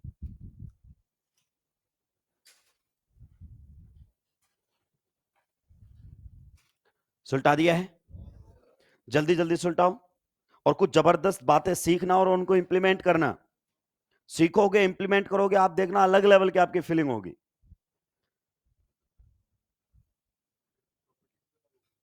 हाँ बिल्कुल, प्रॉपर्टी अलग होगी। आगे बढ़ेंगे, इनको इनेंशियोमर कहते हैं। क्या कहते हैं, इनेंशियोमर, अगर कभी वर्ड सुना हो तो। इनेंशियो का मतलब होता है ऑपोजिट। जो पीपीएल के प्लेन को घुमाते हैं ना एक्टिव कंपाउंड, ये दोनों अलग अलग डायरेक्शन में घुमाएंगे, एक क्लॉकवाइज में तो दूसरा एंटी क्लॉकवाइज में, इसीलिए अलग कंपाउंड है। आएंगे अभी इन पर और डिटेल में आएंगे आगे। सुलटा दिया सभी ने पक्का। एक बात बता दो, क्या ये कार्बन एक कायरलिटी सेंटर है? क्या इस सेंटर के थ्रू जाते हुए आप इस मॉलिक्यूल को दो बराबर हिस्सों में कट कर सकते हो? क्या कोई ऐसा प्लेन पास कर सकते हो जो इस मॉलिक्यूल को दो बराबर हिस्सों में कट कर दे? नहीं। आप सुनो ध्यान से, इधर देखो, क्या ये कायरलिटी सेंटर है ब्लैक वाला? क्योंकि चारों एटम और ग्रुप क्या है, सही बात है। दूसरी बात, अगर मुझे इस मॉलिक्यूल को दो बराबर हिस्सों में काटना है तो कार्बन को तो काटना ही, तभी तो दो बराबर हिस्से मिलेंगे। लेकिन क्या मैं इसके दो बराबर हिस्से कर पाऊंगा कभी भी? कभी नहीं कर पाऊंगा। तो ये आपका कायरलिटी सेंटर है, जबरदस्त पॉइंट बता रहा हूं, ध्यान दीजिए। ये क्या है आपका कायरलिटी, और कायरलिटी सेंटर के थ्रू कभी भी पीओएस पास, यानी कि अगर कोई एटम कायरलिटी सेंटर है और आप सोचे उसी एटम को मैं दो बराबर हिस्सों में कट कर दूं, मॉलिक्यूल बराबर में कट जाए, कभी नहीं होगा। ये जबरदस्त पॉइंट है। No POS passes through centre of, sorry, chirality. अगर कोई एटम कायरलिटी सेंटर है ना, और आप वहां से प्लेन पास कर रहे हैं, तो आप दिमाग से पैदल हैं, इसका मतलब आपने कुछ सीखा ही नहीं। ये सिखाने के लिए तो सीक्वेंसिंग चेंज की है, ठीक है। तो सबसे पहले यहां पर स्टार लगाकर लिख दीजिए, जबरदस्त बात है। पहला star, molecules having single chirality centre are chiral. molecules having single chirality center are chiral. Molecules having single chirality center are chiral. Molecules having single chirality centre are chiral. जिन मॉलिक्यूल्स में सिंगल कायरलिटी सेंटर होता है वो कैसे molecule होते हैं? Chiral. कहता है आपको पीयूएस यूएस चेक करने की जरूरत, चेक करने के बाद ही रिजल्ट निकाला आपने। Next point, no PUS passes through chirality centre. No PUS, mathematics वाला मत लिख देना, NO. No PUS passes through chirality centre. अगर कोई एटम कायरलिटी सेंटर है तो उसके थ्रू कभी भी प्लेन ऑफ सिमेट्री पास नहीं होगा। ये जबरदस्त पॉइंट है, टाइम बचाएगा देखना इतनी जबरदस्त तरीके से। आइए अब सर जो पीछे वाले जो आपने बातें कही थी कि ये अलग हैं, हमने मान लिया था, क्या वास्तव में आप बता सकते हैं ये अलग हैं? तो चलिए दोस्तों उसी पर ही अब हमारी चर्चाएं होंगी। सभी का ध्यान इधर होना चाहिए, कोई जादू खेलने वाला नहीं है। आप समझेंगे इन चीजों को। ये क्या है? ऑब्जेक्ट। क्या है बताइए? क्या ये मॉलिक्यूल एक कायरल मॉलिक्यूल है? क्योंकि बीच वाला एटम एक कायरलिटी, और इस पूरे मॉलिक्यूल में ऐसा एक ही एटम है। सो 100% this molecule is a chirality centre. अगर मैं आपको बोलूं कि यहां पर मिरर रखिए, तो आप इमेजिन कीजिए आपने मिरर रख दिया है, तो मिरर रखते बताइए इसकी क्या बनेगी? इमेज। ये बन गई इमेज।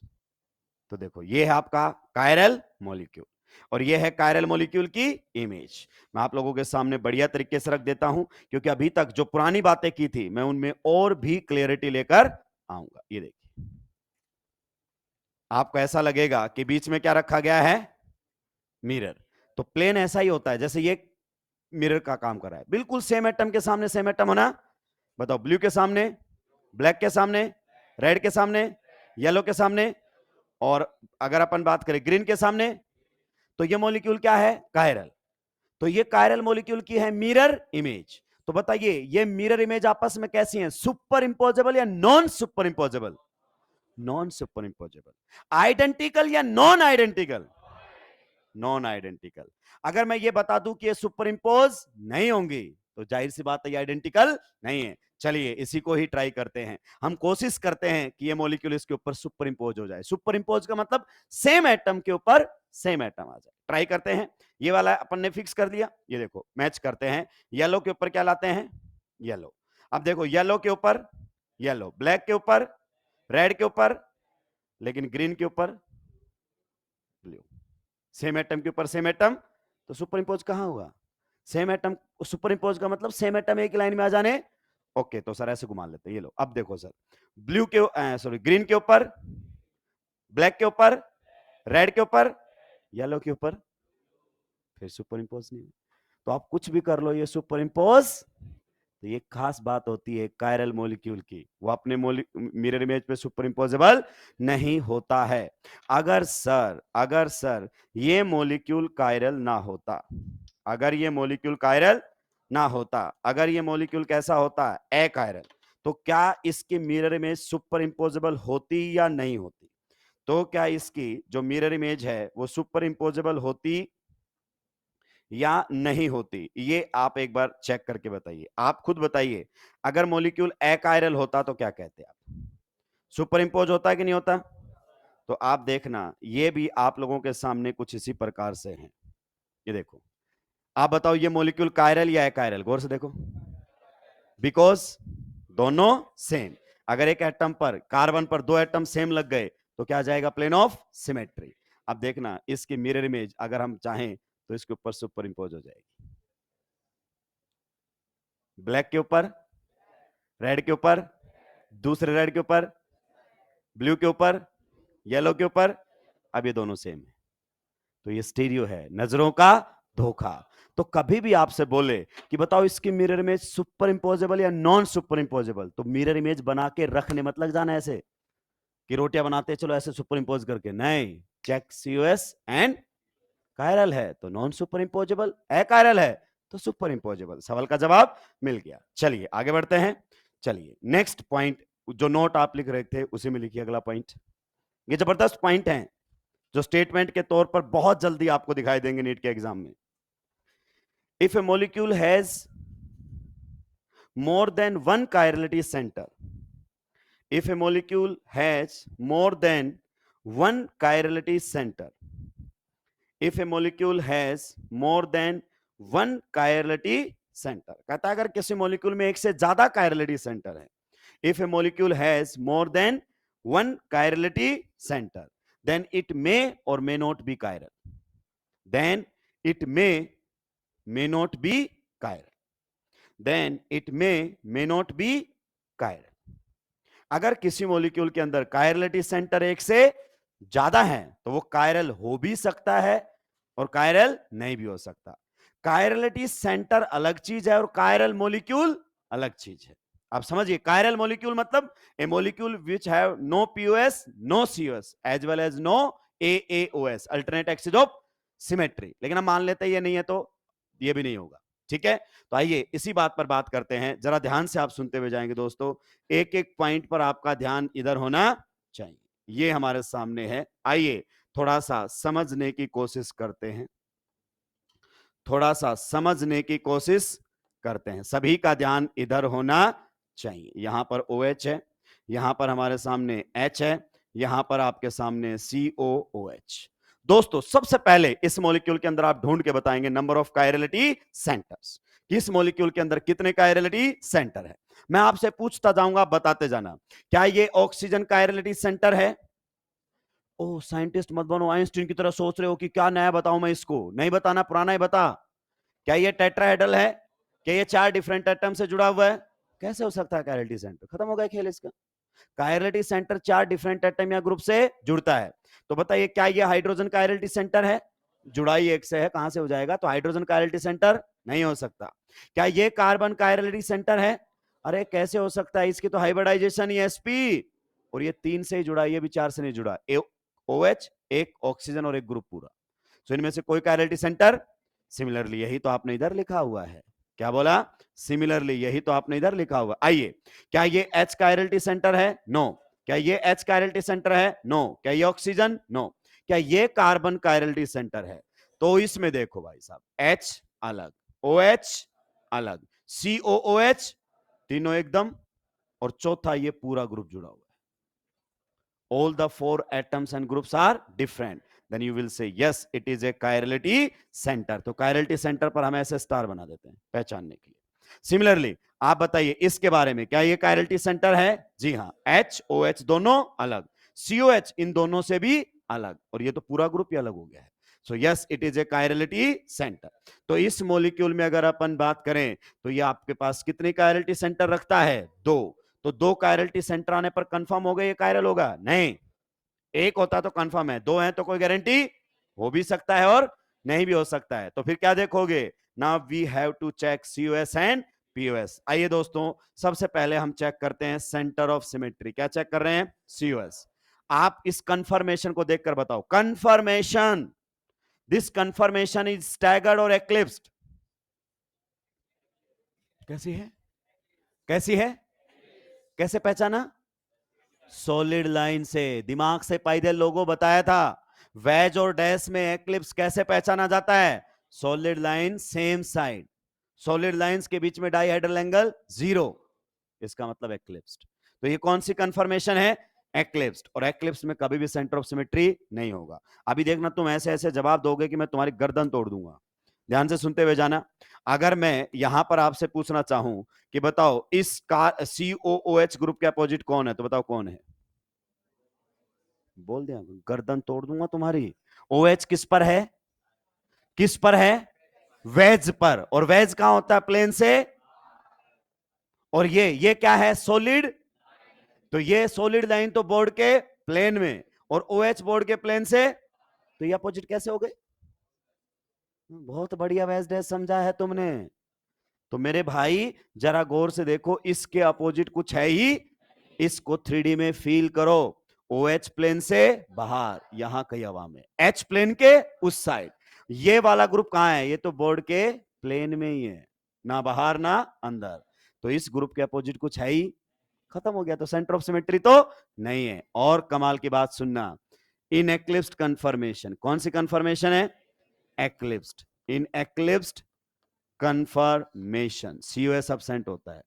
इन एक्लिप्स्ड कंफर्मेशन नो COS, कभी भी सेंटर ऑफ सिमेट्री नहीं होगा। क्यों नहीं होगा? क्योंकि इस लाइन के अपोजिट लाइन नहीं होती कोई। आप बताओ इस सॉलिड लाइन के अपोजिट कोई लाइन होगी?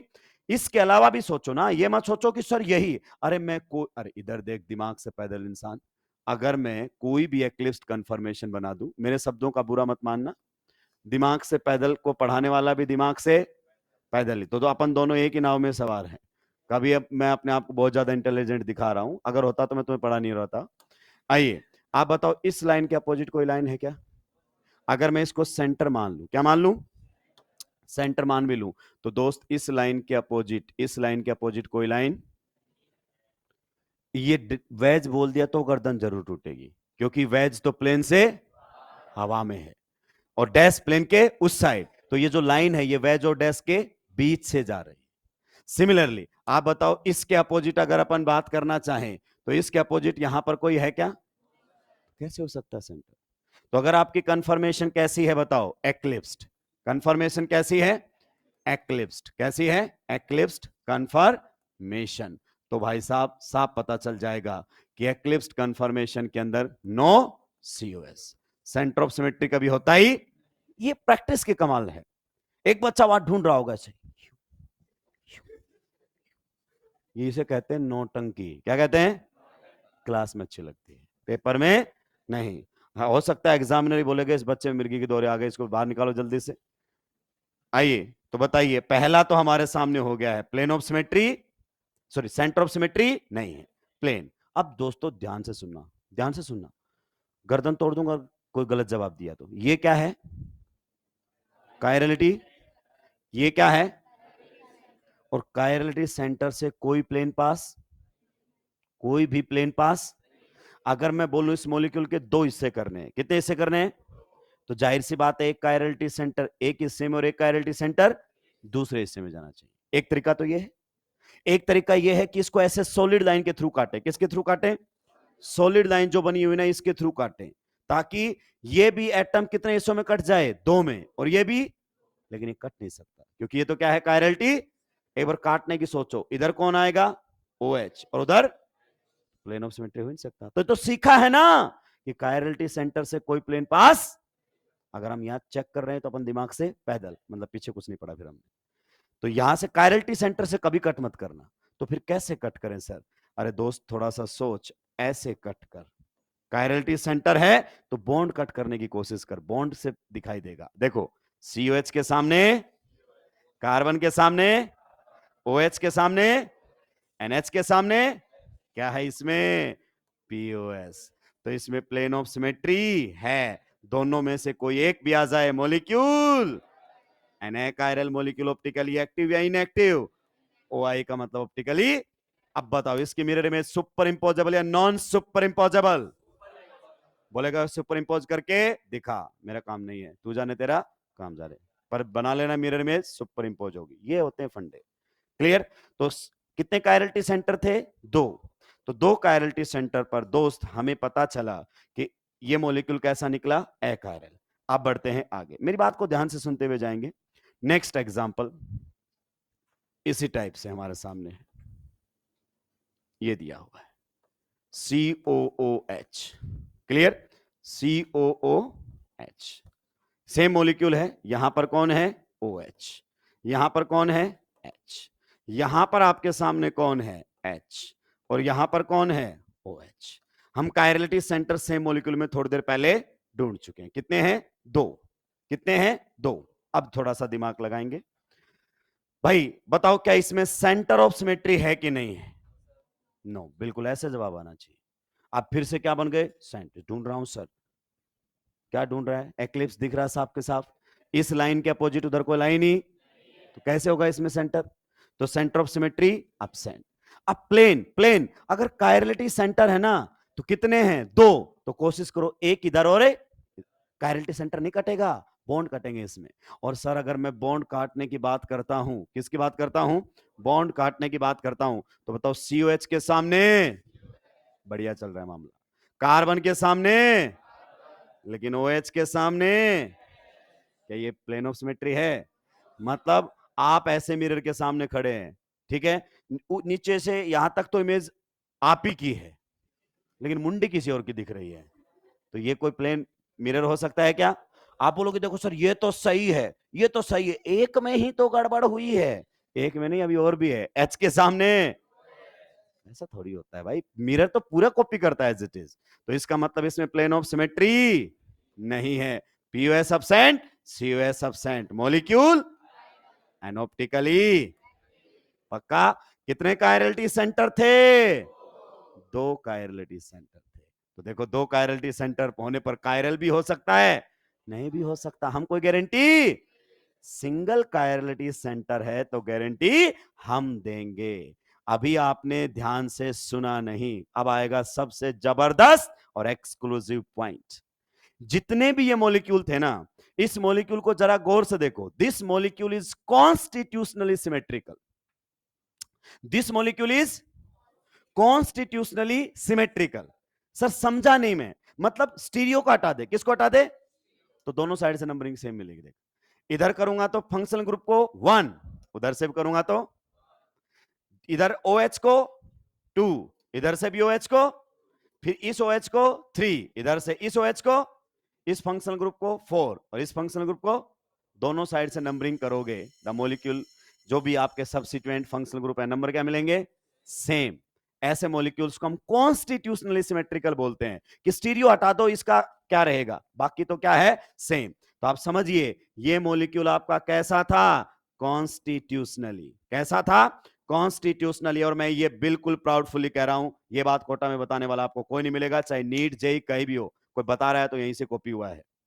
कॉन्स्टिट्यूशनली मॉलिक्यूल कैसा है? सिमेट्रिकल। नीट में पढ़ाता हूं, इसका मतलब ये नहीं कि नीट के लायक ही आता है।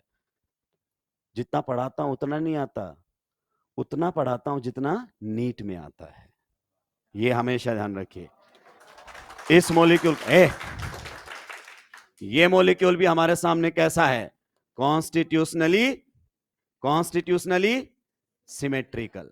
सेम ही तो है, केवल वेज डैश का ही तो फर्क क्या है? कहता है वेज डैश इग्नोर कर दो, कॉन्स्टिट्यूशनल का मतलब कनेक्टिविटी, दोनों साइड से क्या है? सेम।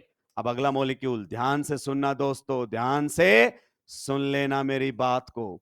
मान लीजिए हमारे सामने ये मॉलिक्यूल है, क्या है? ये मॉलिक्यूल हमारे सामने है OH, यहां पर हमारे सामने कौन है? OH। ये जबरदस्त पॉइंट है। आप बताइए, इस मॉलिक्यूल में कितने कायरलिटी सेंटर हैं? मैं भी बता देता हूं क्योंकि टाइम हो गया। कितने हैं? 2। अगली क्लास में हम कायरलिटी सेंटर काउंट करने सीखेंगे, ठीक है? अभी मैं बता रहा हूं कितने कायरलिटी सेंटर हैं। 2। मॉलिक्यूल बताओ कैसा है? कॉन्स्टिट्यूशनली सिमेट्रिकल या अनसिमेट्रिकल? Constitutionally, constitutionally unsymmetrical. ए मेरे भाई, कहीं से तो समझ जा, जब तू मॉलिक्यूल को क्या बोल रहा है? सिमेट्रिकल। सिमेट्रिकल मॉलिक्यूल्स में सिमेट्री एलिमेंट होते हैं, अनसिमेट्रिकल में नहीं होते हैं। अब तू यहां भी चेक कर रहा है कि देख नहीं है इसमें पीओएस, तो तुझे फिर देखना ही नहीं आता।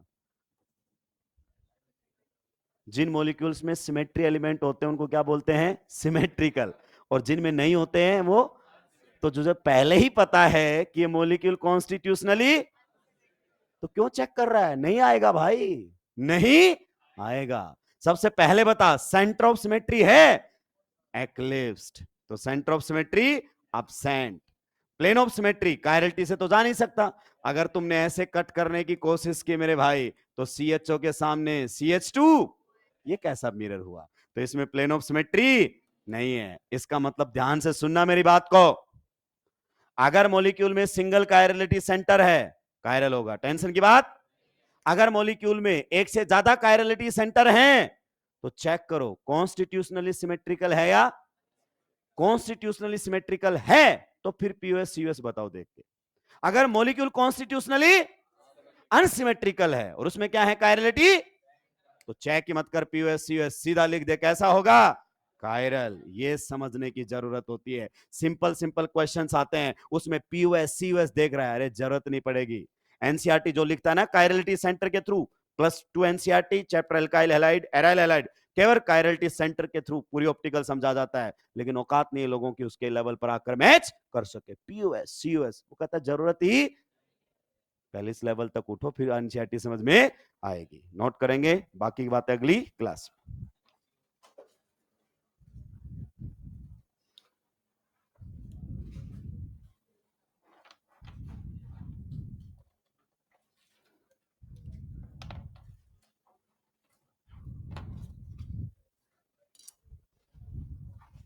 डाउट टाइम अपना रहता है, अगर मैं कभी डाउट काउंटर पे नहीं मिलूं तो काउंसलिंग एरिया में मिलूंगा, ठीक है?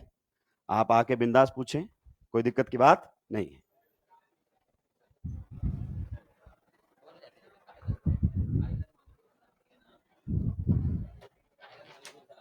चारों कार्बन, अरे चारों जो उसका बॉन्ड